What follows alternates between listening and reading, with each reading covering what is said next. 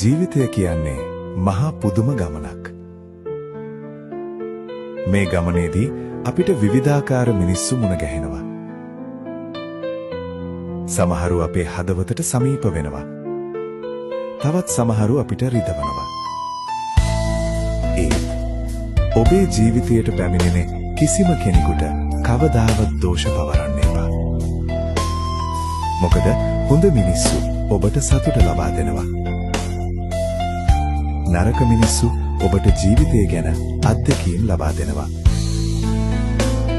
ඔබට වැරදි කරපු වේදනා දුන්න මිනිස්සු ජීවිතයට වටිනා පාඩම් කියා දෙනවා. ඒ වගේම ඔබේ ජීවිතයේ හමුවන හොඳම මිනිස්සු ඔබේ හදවතේ සදාකාලිකව රැඳෙන සුන්දර මතකයන් තිලෙන කරනවා.